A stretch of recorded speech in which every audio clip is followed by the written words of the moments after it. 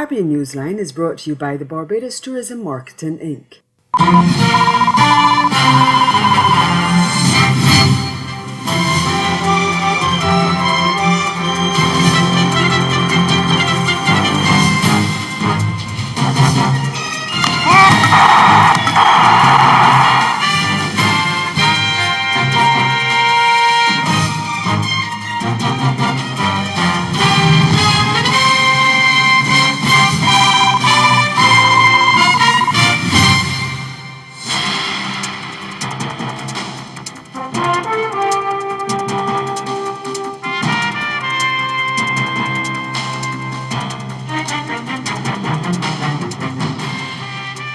Haiti's Prime Minister resigns, our top story in Caribbean Newsline from Monday, July 22nd.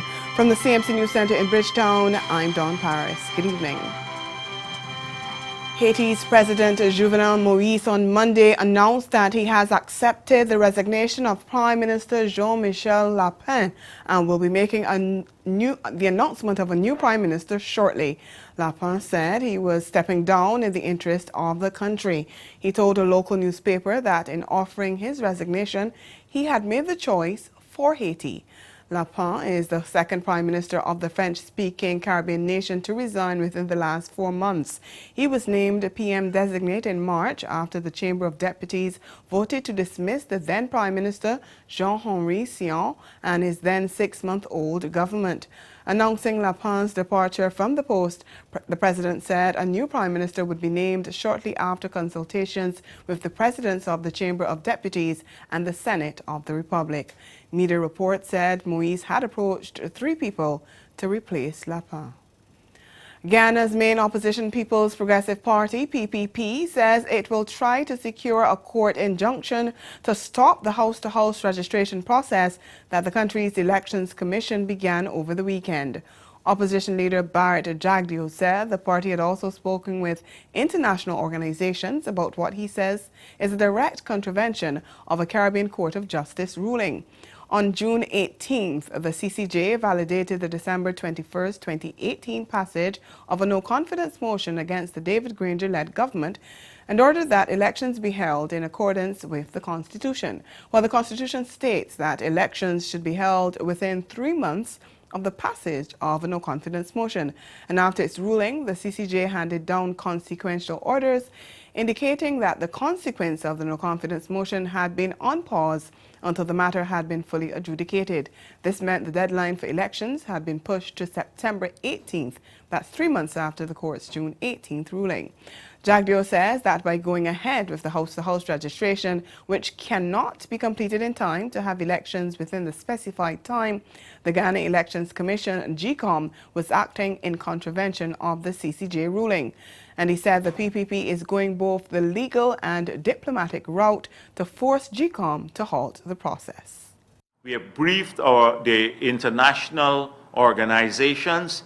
Many of them have expressed concern about this approach that GECOM has embarked upon, that it will be in contravention of the order of the CCJ. We have already seen statements from at least the Americans, the British, and the European Union, that all the actors must comply with the order of the CCJ and the Constitution. This is in contravention of it.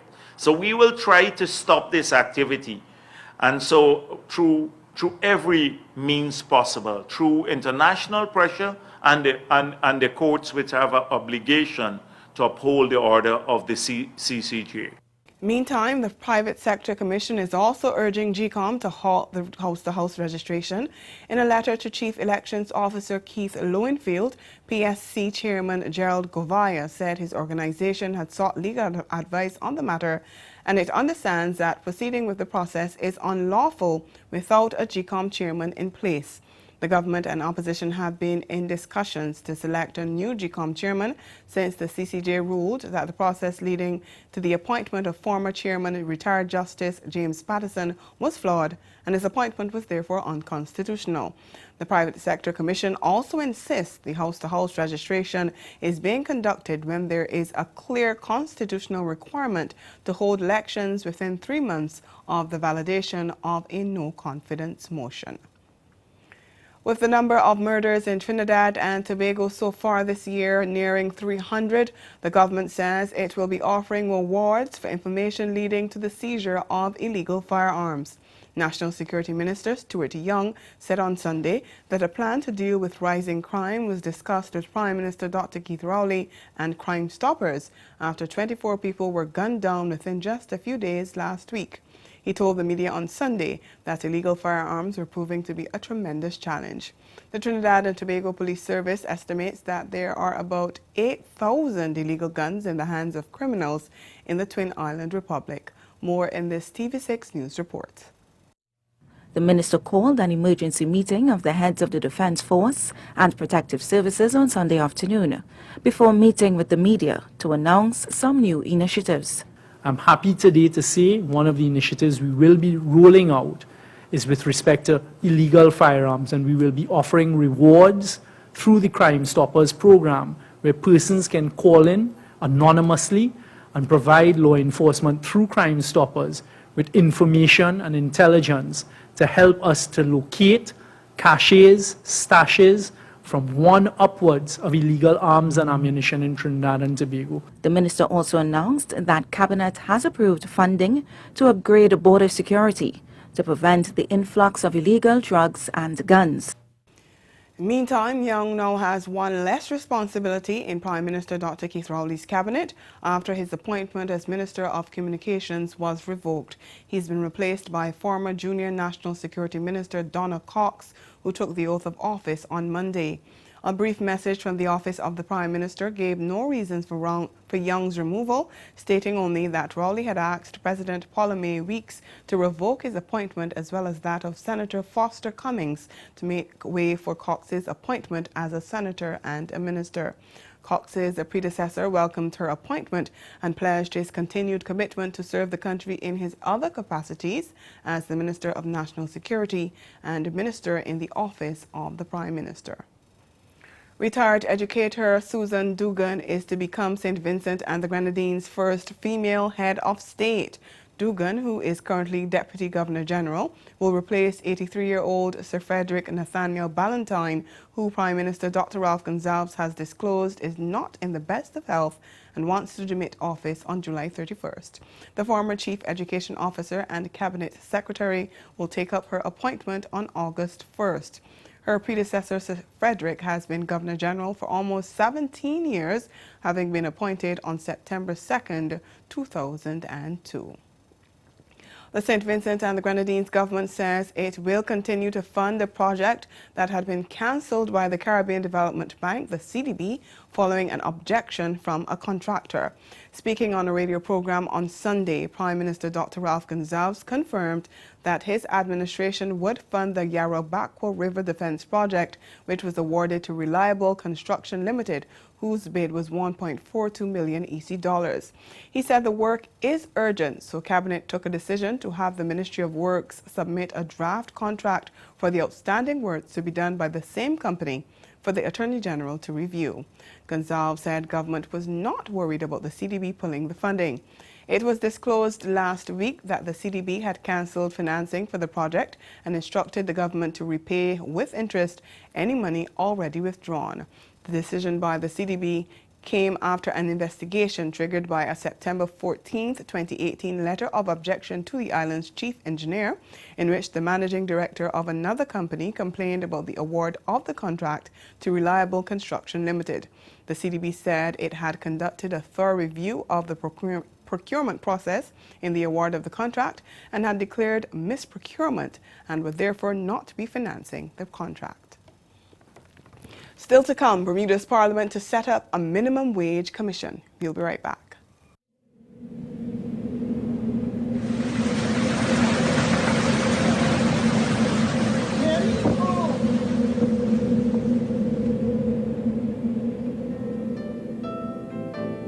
When you think of what we went through with Hurricane Irma, you had to be able to recognize what are the things we need to do to cope with the aftermath.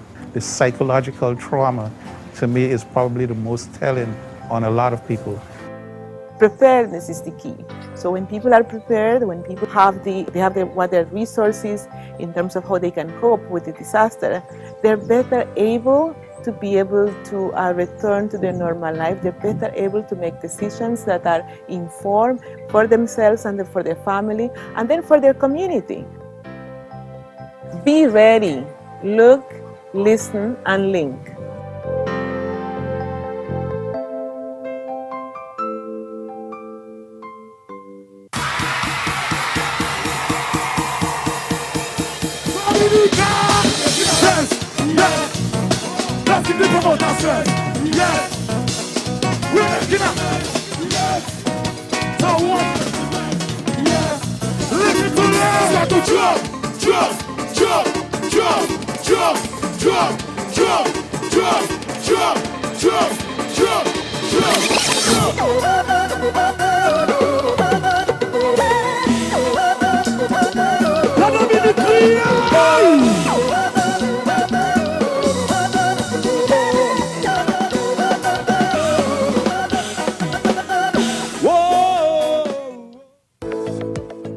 Join global, regional, and local financial technology experts at the 3rd Annual Central Bank Meets Blockchain Conference, Beyond Borders.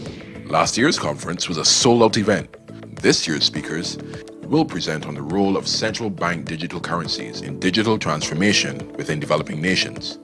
Join us at the 3rd Annual Central Bank Meets Blockchain Conference, Beyond Borders, September 10th, Hilton Barbados Resort.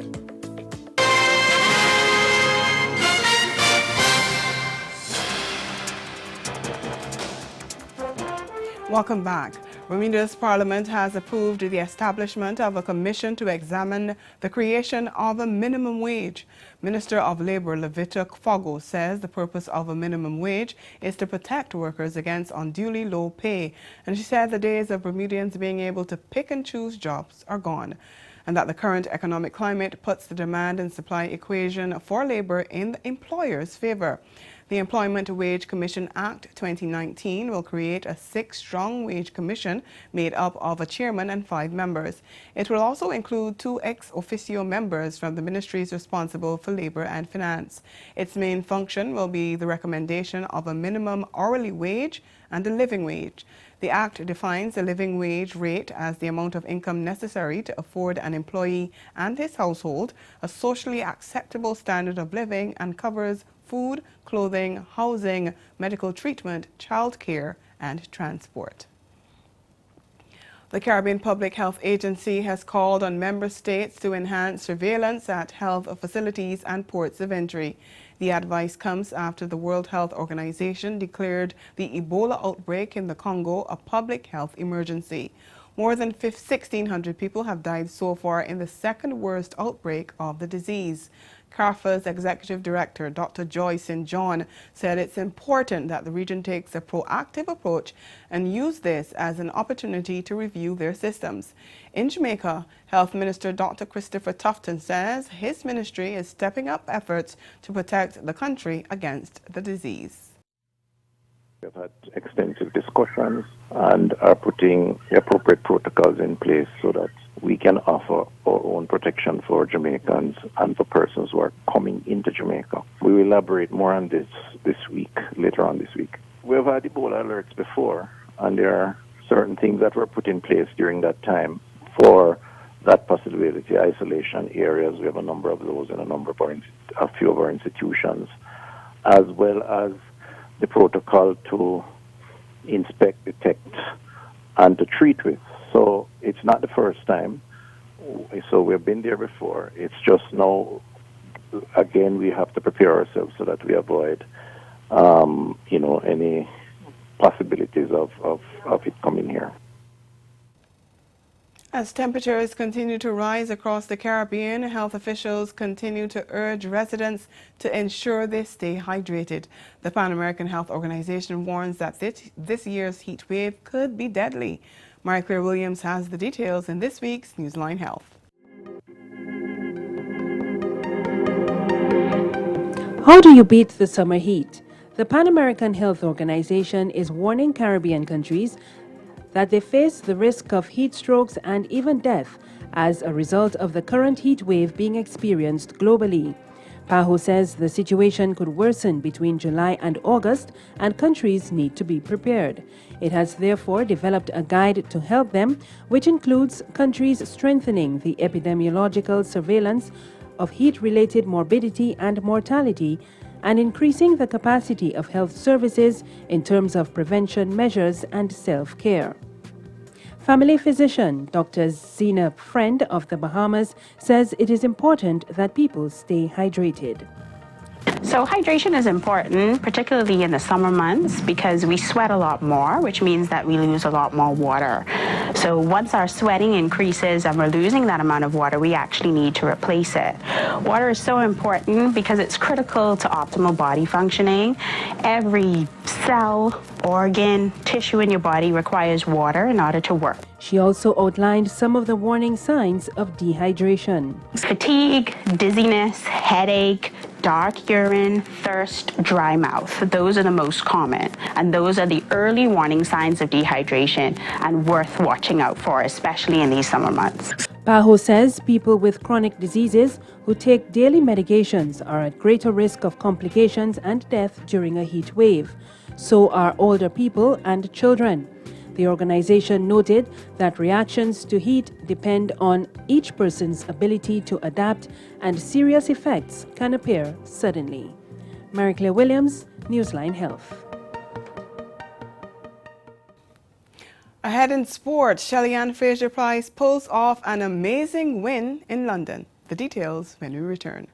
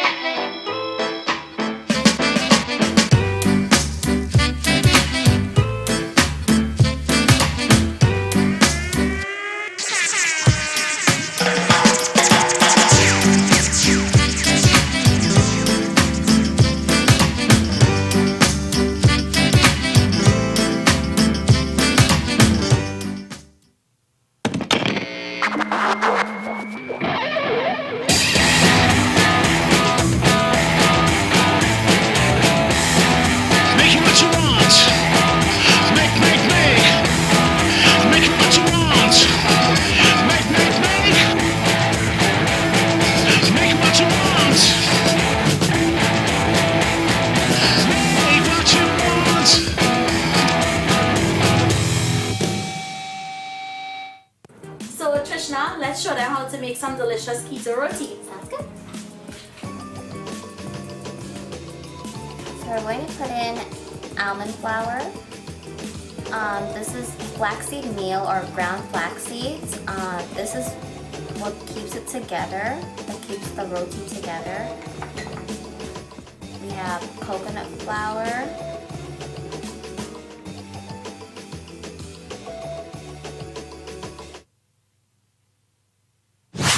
Coming up, top draw acts, influential players, all making moves during Caribbean Week New York. A familiar scenario for hotel icon Sir Royston Hopkins. When it comes to Barbados tourism, it's win-win for everyone. Cultural entertainment, fashion, music. It's all next on Caribbean Passport on this station.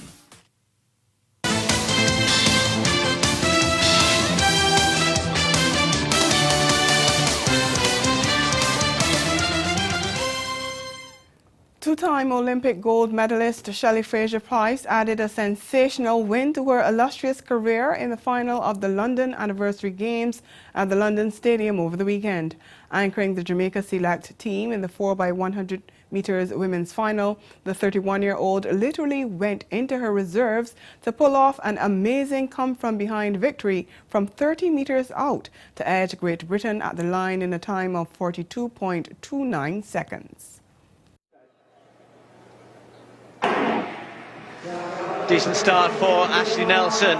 Don't forget Shelly-Ann Fraser-Pryce on the last leg. It's pretty even, you've got to say. Brazil and Australia started quickly. Let's look for the first handover. All pretty good, looks safe. A very good handover for Great Britain moving past Jamaica. So now We got Bianca Williams taking over from Nancy Coe. Bianca Williams has got the baton and China giving chase here, but it's Great Britain performing superbly well. Jamaica trying to come back into it. Daryl Neater's going to have Shelly-Ann Fraser-Price chasing her. China not too far away. But can Britain hold on? Look at Shelly-Ann Fraser-Price like a steam train. Express train. Gets it on the line. And then the Jamaicans stormed to victory in the women's 100 meters in the time of 10.78 seconds, beating crowd favorite Dina Asher-Smith, who clocked 10.92 for the second spot, and Cote d'Ivoire's Marie Talou, who finished in the third spot in 10.98 seconds.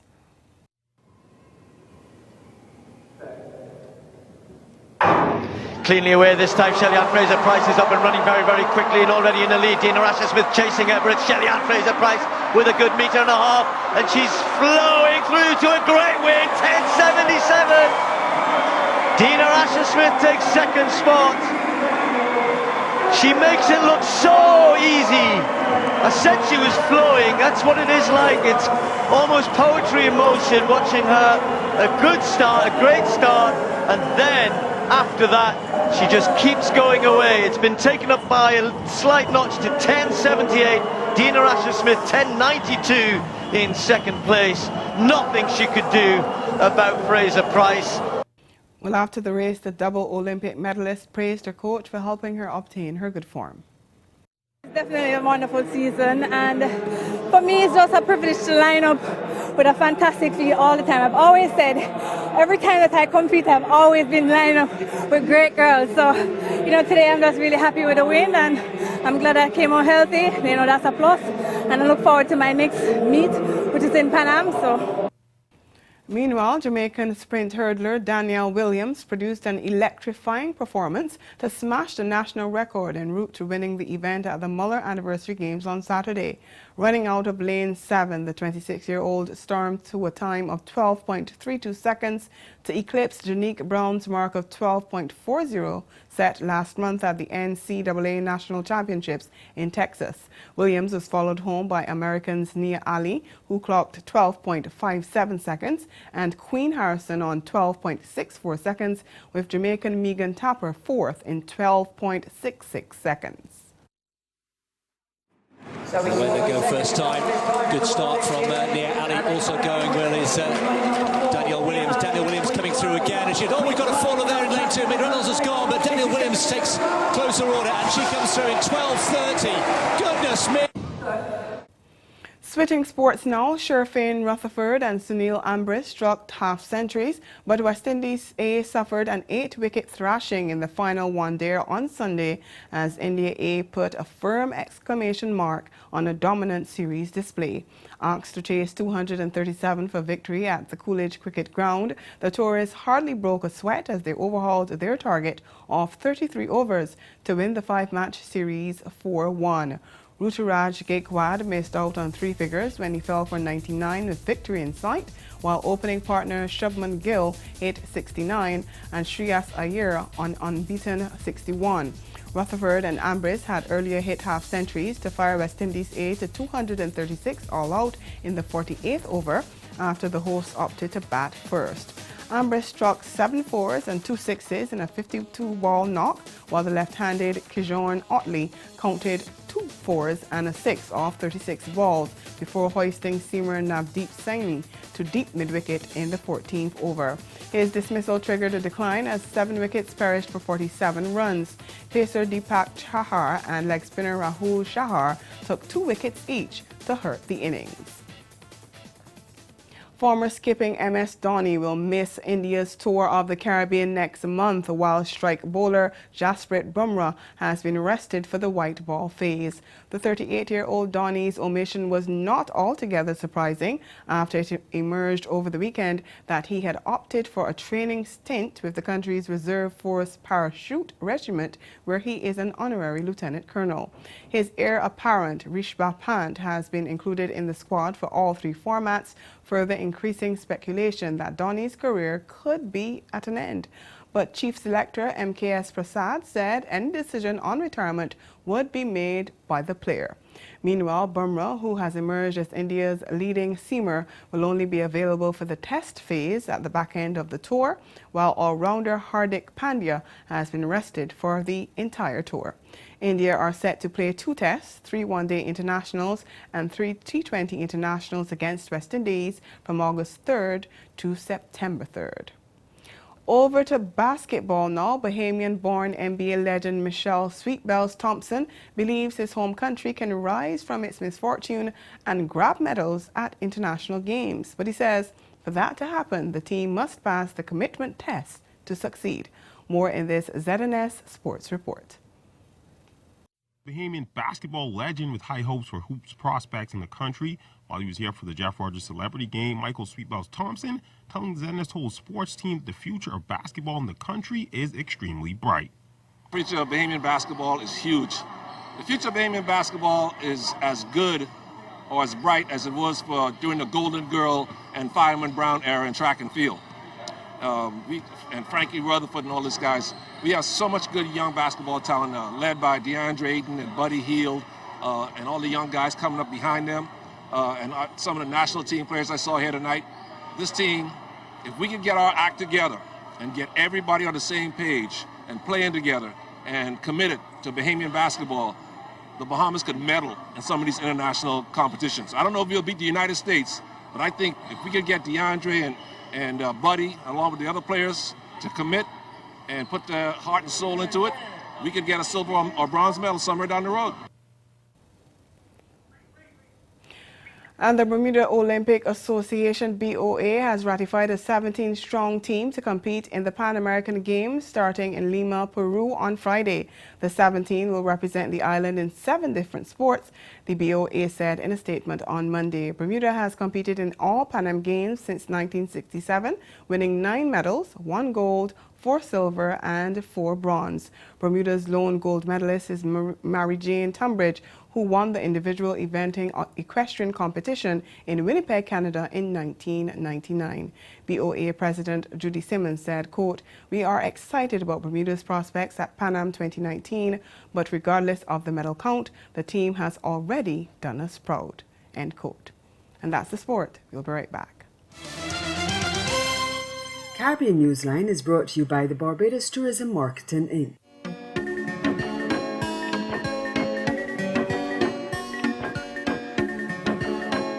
Welcome to this year's 50th Caribbean Broadcast Union Assembly on the island of San Andres. San Andres is a small archipelago located in between Jamaica and Panama in the Western Caribbean Sea. A lush, exotic island rich in culture, history, gastronomy, and breathtaking scenic views. Known for its beaches and 7-colored crystalline waters, the island of San Andres will be proudly hosting this year's event. CBU members will enjoy top-of-the-line accommodations for an unforgettable experience in San Andres, connecting Caribbean nations through this year's 50th edition of the CBU Assembly.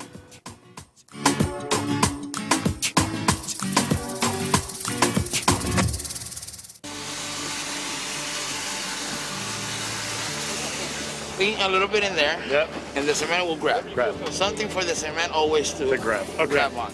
Right now, we'll cement them down. We'll get between 50 and 100% success rate, and that coral will become a reef. The storm will hit with a lot less force because the coral is actually going to absorb that energy. And even better still, we can come back out here and see all the fish that come to live in it. Can take that piece of coral and put it in the right position.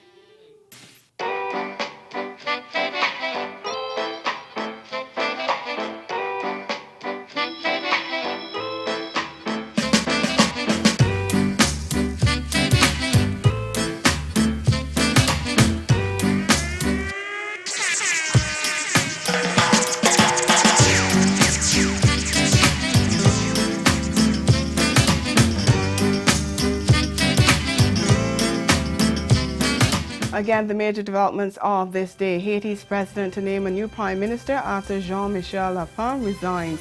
And in sport, Shelly-Ann Fraser-Price pulls off an amazing win at the London Anniversary Games. And that's Caribbean Newsline for news and sport around the clock. Subscribe to CanadaNews.com, and for more of our programming, log on to CaribVision.tv and check out our YouTube channel. We'll be back here again tomorrow, but from all of us at CMC News, thank you for watching and have yourselves a good night.